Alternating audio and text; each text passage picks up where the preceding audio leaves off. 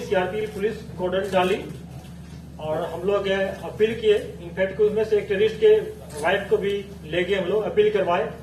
बाकी की फैमिली में अपील किए लेकिन सरेंडर नहीं किया और उधर से अंदर से घर के अंदर से फायरिंग किया। इनकाउंटर शुरू हुआ। इनकाउंटर में 4 टेररिस्ट मारे गए। चारों कैटेगराइज टेररिस्ट है, लश्कर तैयबा से बिलोंग करता है। हालांकि अपने आप को सो कॉल्ड लश्कर मुस्तफा बोलता है, लेकिन हम लोग टीआरएफ, पेप, एलियन को उतना तरजीह नहीं देते हैं। ये फेक नेम्स हैं, ये सब आउटपुट है एलटी का, कोई जैश मोहम्मद का। तो ये सारे हमारे कैटेगराइज हमारी लिस्ट में ये एलटी के नाम पर है। 3 पिस्टल एक ही मिला है। मैं चारों का नाम बताता हूँ। एक है रईस अहमद भट्ट जो अक्टूबर लास्ट ईयर से एक्टिव था। दूसरा है आमिर सफी मीर जो फरवरी 2021 से एक्टिव हुआ इसी साल। याकीब अहमद मलिक है जो दिसंबर लास्ट ईयर से एक्टिव हुआ है। और आफ्ताब अहमद वानी जो लास्ट ईयर नवंबर से एक्टिव हुआ है। फ्रेंड्स, इस साल अभी तक 9 इनकाउंटर्स हुए हैं, जिसमें से कि एक नॉर्थ कश्मीर, बाकी साउथ कश्मीर हुआ है। और इस 9 इनकाउंटर टोटल 19 टेररिस्ट मारे गए। इस 19 में से 9 जो है 9 सिर्फ शोपियान डिस्ट्रिक्ट का है और 2 टॉप क्लास का कमांडर है। एक अलवदर का जो गनी ख्वाजा मारा गया था सोपुर में, और एक सज्जाद अफगानी मारा गया था जैश मोहम्मद का। 2 टॉप कमांडर है। टोटल 18 टेररिस्ट रैंक में नए लड़के ज्वाइन किए हैं, जिससे 18 में से 5 इनकाउंटर में मारे गए हैं। 3 अरेस्ट हुआ है, बाकी फील्ड में एक्टिव है। उनके पेरेंट्स से भी हम लोग अपील कर रहे हैं कि उनको वापस लाए। कुछ पाइपलाइन में है, शायद वापस भी आ जाएगा। और इसके अलावा हम लोग करीब 7 ऐसे यूथ था जो कि ज्वाइन कर चुका था, उनको फैमिली के हम लोग हेल्प से वापस लाए हैं। और हम लोगों पर पुलिस सिक्योरिटी फोर्स पर पेरेंट्स काफी ट्रस्ट बढ़ा दिए हैं। और कल भी हम लोग एक्सपेक्ट कर रहे थे कल रात में 2 बजे की सरेंडर कर जाएगा। काफी अपील हो रहा था फैमिली की साइड से हम लोग से, लेकिन नहीं हो पाया, उन्होंने नहीं माना। फिर भी हम लोग लगे हुए हैं। इसके बाद जहां तक बात है एसओपी फॉलो करने का, हम लोग पूरी तरह इसको फॉलो, जैसा कि आप लोग पहले बोले थे हम लोग कि जनवरी में पहला पीसी में कि हम लोग का फोकस रहेगा खास के जो लोकल टेररिस्ट है जो हमको सरेंडर कराएं, चाहे ड्यूरिंग इनकाउंटर हो या बिफोर इनकाउंटर। ये हम लोग प्रोसेस में लगे हुए हैं। एसओपी का फॉलो हो रहा है। सिक्योरिटी फोर्स बहुत प्रोफेशनली वे से ढंग से काम कर रही है। और इसका यही नतीजा है कि इस साल 19 मिलिटेंट मारे गए। उस 19 में से कोई भी सिविलियन का डेथ नहीं हुआ है। ये फैक्ट है कि हमारे एक आर्मी के जवान का जहां तो हो गया था, शहीद हो गए थे आईडी ब्लास्ट में। पुलिस का एक इनकाउंटर में बदगाम मारे गए हैं, शहीद हो गए थे। और 2 जो हमारे पुलिस वाले पर फिटाइन टाइप का हमला किया था भारत में, उसमें शहीद हो गए। टोटल पुलिस और सिक्योरिटी फोर्स मिला के 4 शहीद हमारे हुए। हम लोग अपने ऑपरेशनल स्किल को बढ़ा रहे हैं कि कोई कोलेटरल डैमेज नहीं हो और हमको भी लॉस कम हो। कल के इनकाउंटर में आर्मी के जवान थोड़ा जख्मी हो गए, अभी उनका हालत बिल्कुल ठीक है, हॉस्पिटल में है। जहां तक रेजिग्नेशन का बात है, पाकिस्तान अभी तक बाज नहीं आया है। अभी भी हम लोग 7 नए टेररिस्ट इंट्रोगेशन बात किए, उनसे पता चला कि पाकिस्तान से उन्होंने प्रूफ भी देखा है कि सोशल मीडिया पर किस ढंग से उसको इंस्टिगेट किया जा रहा है, रेडिकलाइज किया जा रहा है। दूसरी बात ड्रग्स है, ड्रग्स भी काफी पाकिस्तान से आ रहा है, हमारे लड़कों के हित को खराब किया जा रहा है। इससे मैं पेरेंट्स से अपील करता हूं कि अपने बच्चों को संभाल रखें, उनसे काउंसलिंग कराएं। अगर कोई बच्चा किसी का, अगर बेटा हो चाहे लड़कियां हो, अगर ड्रग्स लेती है, हमारे पुलिस का जो हॉस्पिटल है ड्रग्स डिटेंशन सेंटर, वहां जाए, उसको हम लोग पूरा हेल्प देंगे, करेंगे, उनको मिनिस्ट्री में लाएंगे। उसके अलावा मैं उन लड़कों से खासतौर से ज्वाइन कर लिया, उनसे अपील करता हूं कि 2 टाइप का, या तो आप पहले आ जाएं या इनकाउंटर में जब आपको मौका मिलता है उस टाइम ही आपको आपको मौका दिया जाएगा सरेंडर करने के लिए, आप उसमें आ जाए। आपके साथ कुछ नहीं होगा, हम लोग आपको एक्सेप्ट करेंगे, कोई दिक्कत नहीं होगी। बाकी समर की जहां तक बात है, हम लोग पूरी तरह तैयार है। हम लोग का अपना प्लान बन गया है। कहीं कहीं हम लोग नाका को बढ़ा दिए हैं, कहीं कैंप को शिफ्ट कर रहे हैं। और जैसा कि हम सब जानते हैं कि इलेक्शन के बाद हम लोग को एडिशनल फोर्स मिल जाएगा और जहां जहां सिक्योरिटी का कमी है, जिस जिस एरिया में सिक्योरिटी बिट का कमी है, उसको प्लग कर लेंगे और बहुत ही सक्सेसफुल सेफ इंसिडेंट फ्री यात्रा करवाएंगे हम लोग। कोई दिक्कत नहीं होगी। और लॉ एंड ऑर्डर की जहां तक बात है कि अगर किसी इनकाउंटर में छुटपुट पथराव होता है, देखिए एक चीज बात मानना पड़ेगा आपको, जब फायरिंग शुरू होता है तो हम लोग गांव से गांव से और उसके आसपास से घर से लोगों को निकाल देते हैं। घर से निकालेंगे तो कहाँ रहेगा? इनकाउंटर साइड के बाहर रहेगा। इसका मतलब ये नहीं होता है कि वहां पर जुलूस जमा हो गया। ये लोग उसी गांव के होते हैं, उसमें से 5-10 कुछ मिसक्रिएंट होता है जो पत्थर मारता है, उसको हम लोग ठीक से हैंडल कर रहे हैं। जिसका उसमें वीडियो प्रूफ होता है या पिक्चर है, उसको अरेस्ट करेंगे हम लोग, उसको पीएसए में बुक किए हैं और आगे भी करेंगे। लेकिन ऐसा कोई वारदात नहीं हो रही है कि दूसरे गांव से लोग आके ज्वाइन कर रहे हैं पत्थरबाजी में। इसी कोई सीरियस नहीं है। मैं आप लोगों से अपील करता हूं कि इनको जरा इस बात को जरा ऐसा माहौल नहीं क्रिएट करें, फॉल्स नैरेटिव नहीं फैलाएं कि पथराव बढ़ गया है। जहां भी हो रहा है अंदर कंट्रोल कर रहे हैं हम लोग, बहुत ढंग से इसको कंट्रोल करेंगे, कोई दिक्कत नहीं होने देंगे। ड्रग्स की बात है, मैं आप लोगों से भी फिर से अपील करता हूं, आप लोगों की मीडिया का कर्मी का, मीडिया फ्रेटर्निटी का ये ड्यूटी बनता है कि पेरेंट्स को और यूथ को अपील करें, उनको इस बीमारी से बचाएं। ये हमारे न्यू जनरेशन के लिए बहुत डेंजरस चीज है। सिर्फ ड्रग्स से लोग मिलिटेंसी ज्वाइन नहीं करता, बल्कि बहुत सारे सोशल इविल है, क्राइम जो है उसमें भी इन्वॉल्व होता है, पढ़ाई छोड़ता है। हम लोगों का, पुलिस का, सिक्योरिटी फोर्स का पूरा जोर रहेगा इस साल कि हम लोग माहौल को अच्छा बनाए। 2 चीज हम लोग मेंटेन करना चाहेंगे कि स्कूल कॉलेज कभी बंद नहीं हो, वो तब होगा जब कोई इंसिडेंट नहीं होगा, माहौल ठीक होगा। दूसरा है कि हम लोग का फोकस रहेगा ऐसा हम लोग माहौल बनाए कि टूरिस्ट भारी भरकम मात्रा में यहाँ आए, कि लोगों को रोजगार मिले, यहाँ के लोग पैसा कमाए, सुख शांति यहाँ आए। अब मैं जोशी से रिक्वेस्ट करता हूँ साहब से कि ऑपरेशन के बारे में डिटेल बताएं। अस्सलाम वालेकुम भाइयों। जैसे आपको एजी साहब अभी बता ही रहे थे पुलिस की तरफ से, और आप लोग सब इस चीज से भी बिल्कुल वाकिफ हैं कि पुलिस, सीआरपीएफ और आर्मी के अंदर बिल्कुल 100% तालमेल है। तो बताए हुए प्लान के हिसाब से तीनों फोर्सेस अपने अपने प्लान के हिसाब से लोकेशन पर गई है। लोकेशन पर पहुंचने के बाद जैसे आईजी साहब बता रहे थे, सबसे पहले एक ही हमारी बटालियन से ही जो कि 44 RR है, वो जाके उसकी फैमिली तक पहुंची है। उसकी फैमिली, उसकी वाइफ को, उसके बच्चे को लेकर इनकाउंटर साइट पर गए हैं। 34 RR को उन्होंने उसको हैंड ओवर किया है और 34 RR ने फिर इन लेडी को आगे बढ़कर पहले सरेंडर अपील कराई है। उसके बाद उसके बच्चे को भी फैसिलिटेट किया है जो कि 4 साल का था, कि शायद उसके कहने से वो वापस आएगा। अभी हमें ये पता लग रहा है कि आकिब तो वापस आना चाह रहा था, पर अंदर बैठे हुए 1-2 और जो थे उन्होंने इसको रोक लिया था। तो शायद अगर वो आ जाता अपने दिमाग से तो शायद हम उसको बचा लेते। उसके बाद उसके ब्रदर इन लॉ को भी हमने आगे किया, उसने भी जाके उसको सरेंडर अपील के लिए कोशिश करी है। यही चीज तब भी हमारे को पेश आई, और तभी अगर आप देखेंगे रात से लेकर हम सुबह तक इसीलिए डिले कर रहे थे कि हम जितना हो सके कोशिश करें और सरेंडर ले सकें। पर जब वो सारी चीजें फेल हो गई और अंदर से फायर तेज हो गया, तब हमारे पास कोई चारा नहीं था कि अब हम अपनी अगली कार्रवाई कर सकें।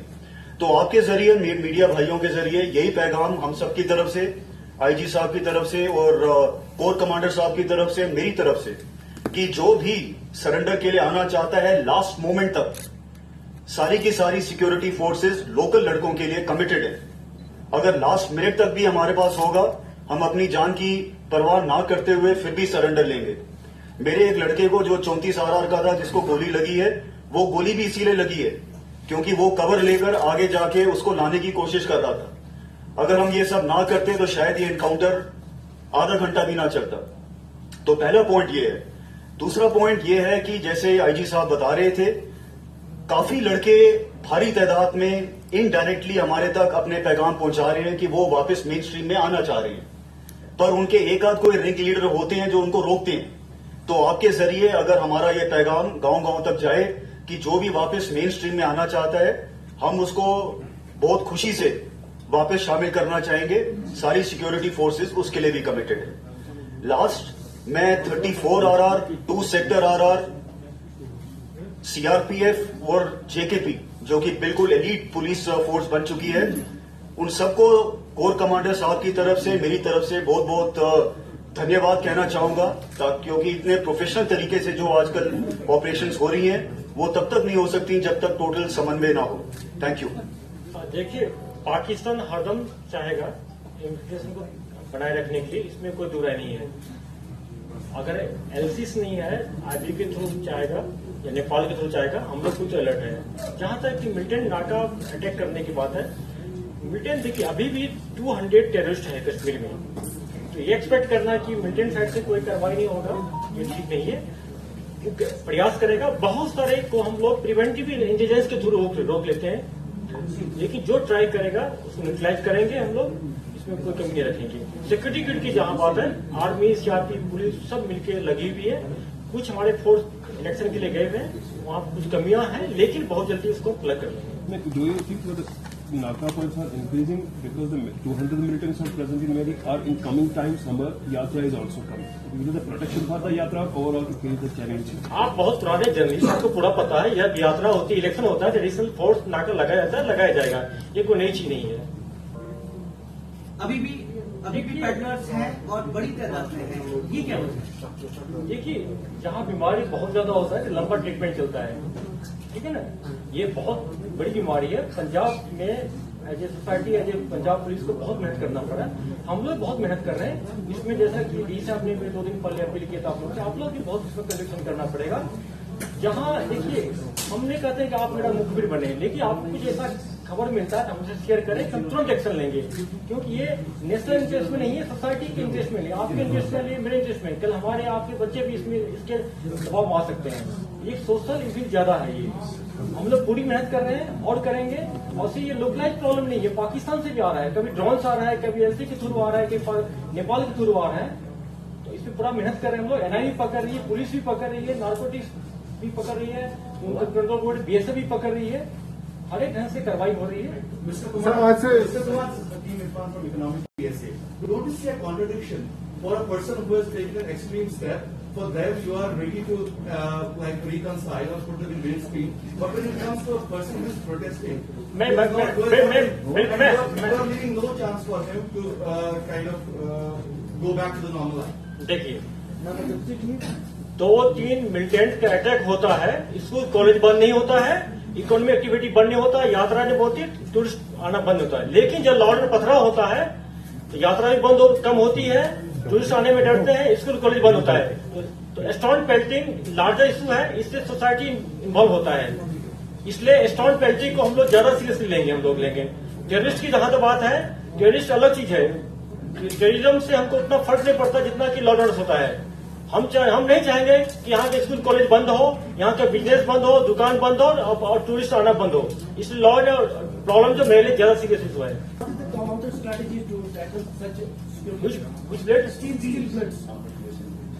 एपी राउंड जो है कोई नई बात नहीं है, आपको पता है कि इसके लिए लेवल 4 का बीपी पैलेट्स होना चाहिए। हमारे पास कुछ है और कुछ हम लोग प्रिपेयर कर रहे हैं। और ऐसी बात नहीं है कि आप पहले प्रोटेक्टिव गियर नहीं था, हेलमेट नहीं था, पैड नहीं था, तो क्रिकेट नहीं खेलते, फिर भी खेलते थे। पहले ऑपरेशन नहीं होता था, हम लोग जो यंग एसपी थे, बुलेट गाड़ी नहीं था, फिर भी चलते थे हम लोग।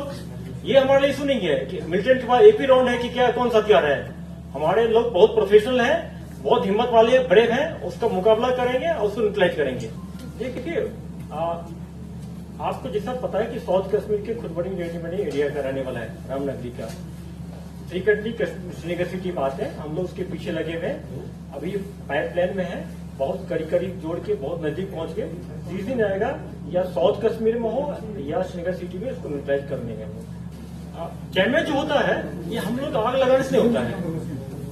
मिलिटेंट भी के पास बहुत सारा ग्रेनेड होता है, जब फायरिंग होती है हम लोग टीएसओ सेल डालते हैं, ग्रेनेड लॉन्च करते हैं, यूजेल मारते हैं, उससे आग लगती है।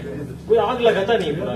जहां कंजेस्टेड घर होता है वहां एक से ज्यादा टारगेट हाउस से ज्यादा घर जलने की चांस रहता है, हुआ भी है, उसको अनअवॉइडेबल सिचुएशन होता है। उसके लिए हम लोग फायर ब्रिगेड व्हीकल को नजदीक लाते हैं। आप देखे होंगे कि लास्ट इनकाउंटर में शोपियन में हुआ था, कितना अच्छा हुआ था कि ठीक है 3 हाउसेज जल गए, लेकिन उसके बगल में मस्जिद शरीफ से उसमें एक भी चिंगारी नहीं लगा, क्योंकि हम लोग पहले से फायर व्हीकल लेकर रखे हुए थे, उसको लोकलाइज रखे, बाहर नहीं बढ़ने दिए।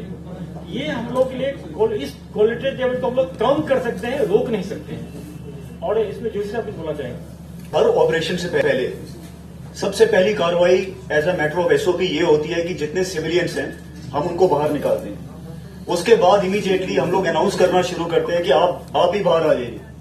तो मैं आपके जरिए तमाम सोसाइटी को ये भी कहना चाह रहा हूं, अगर उसी लेवल पर कोऑपरेशन हो जाए तो फायरिंग शुरू ही नहीं होगी, और फायरिंग शुरू नहीं होगी तो आग लगने के चांसेस भी कम हो जाते हैं। जैसे कि साहब कह रहे हैं, पिछली बारी शोपियां में 3 घर थे, तीनों घर double storey, triple storeyed in fact, एक के साथ एक लगे हुए। एक घर के अंदर हाइड है, तीनों घर कनेक्टेड है। वो कभी इधर जा रहे हैं, कभी उधर जा रहे हैं। फायरिंग इसलिए पूरे घर में फैल रही है। और इस टाइम के ऊपर सबने घर के अंदर घास को 3-3 मंजिला स्टोर करके रखा हुआ है।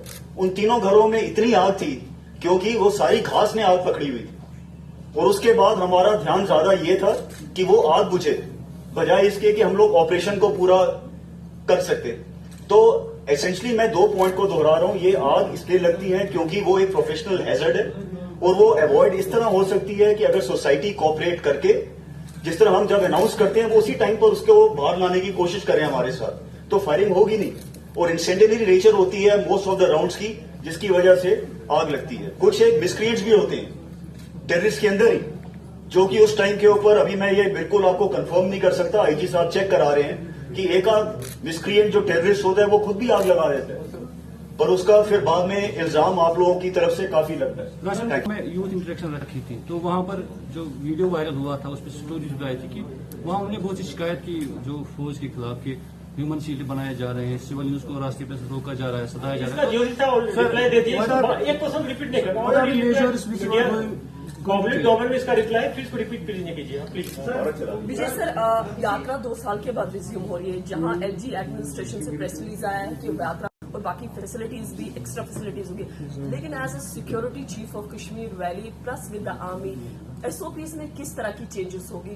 And then recently you pointed out about the sticky bombs, will it be an issue? और खासकर जो साउथ कश्मीर से यात्रा जाएगी, वहां कई बार आईडीज एक बहुत चैलेंज बन गया है, चाहे स्कूल के बाहर कुलगाम में लगाया गया या फजलपोरा में ट्रक में लगाया गया। तो क्या यात्रा में इस तरह के आईडीज अगर होते हैं तो उनको काउंटर करने के लिए both the forces, Jammu Kashmir police along with army and also CRPF, how are you dealing with it? देखिए, इसका हम लोग हर एक हमारे ऑफिसर एक तो फिजिकल ऑन द ग्राउंड जाकर देख रहे हैं कि कहाँ पर सिक्योरिटी लैब्स होने के चांस है, कहाँ हो सकता है, कहाँ किसको हम लोग एडिशनल फोर्स लगाना पड़ेगा, कहाँ पर ड्रोन लगाएंगे, कहाँ पर जो इक्विपमेंट को प्लेस करेंगे, कहाँ 24 आवर्स नाका रखेंगे, कहाँ पर। तो पूरी तरह हम लोग अलर्ट हैं और इसको हम लोग अभी से, इनफैक्ट मैंने पर्सनल जाके खुद देख लिया, जवाहर टनल पर काजीकोट में कुछ एरिया में 20% एरिया में हमारे साथ आर्मी के सीआरपी के ऑफिसर भी थे। तो पूरी तरह से हम लोग फुल प्रूफ सिक्योरिटी इवेंट करेंगे। जहां तक एसटीकी बम का है, चाहे कोई भी आईडी है, उसके लिए भी हम लोग पूरी तरह से सैनिटाइज करेंगे, एंटी स्पॉट चेक करेंगे, रूट का करेंगे और 24 आवर्स पेट्रोलिंग रखेंगे ना करेंगे। इस बार हम लोग रात में कभी भी रूट को नहीं छोड़ेंगे, रूट को डिप्लॉयमेंट रखेंगे। जैसे दिन में आरपी रहता है तो रात में हम लोग मोबाइल व्हीकल में पेट्रोलिंग रखेंगे और एनवीडी के साथ ड्रोन को भी यूज करेंगे रात भर 24 आवर्स। हम लोग पूरा प्रयास करेंगे कि इंसिडेंट फ्री यात्रा हो। एसटीकी बम प्रॉब्लम है, लेकिन उसके लिए बहुत चिंता करने की बात नहीं है। उसके लिए हम 360 डिग्री मोबाइल जो कैमरा होता है हम लोग लगाएंगे व्हीकल में, और तो गाड़ी और जो यात्री व्हीकल, सिविलियन व्हीकल के बीच में डिस्टेंस रखेंगे और इसमें पब्लिक हम लोग को काफी सपोर्ट करेगी। मुझे आशा है टाइम का भी फैक्टर रखा जाएगा कि किस टाइम यात्रा को छोड़े, मिक्स वे में नहीं छोड़ेंगे और ये पूरी ढंग से सही सलामत यात्रा करेंगे। Sir, are you saying that the entire yatra will be monitored through CCTV cameras and through drones? Exact.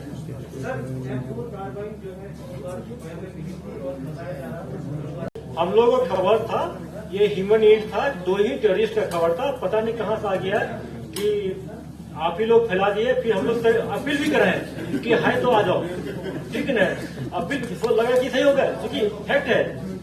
क्योंकि मुझे 20-22 साल हो गया फील्ड में कश्मीर में, तो बहुत सारे फ्रेंड आप में से जो बताते हैं कि सर और तीसरा भी है, अपील कराती है। तीसरा कुछ है, खबर 2 का था, 2 ही टेस्ट आ गया, वो वही भाई था। और जो कमांडर जेस का है, चाहे लोकल हो कि चाहे पाकिस्तानी हो, उसके बाद M4 दिया था। और घबरा नहीं पा, M4 तो बड़ा राइफल नहीं है। आज स्टेट में AK-47 सबसे डेडली वेपन होता है असॉल्ट राइफल में। AK-4 AP राउंड से कोई पैनिक क्रिएट करने वाली बात नहीं है, कुछ नहीं है।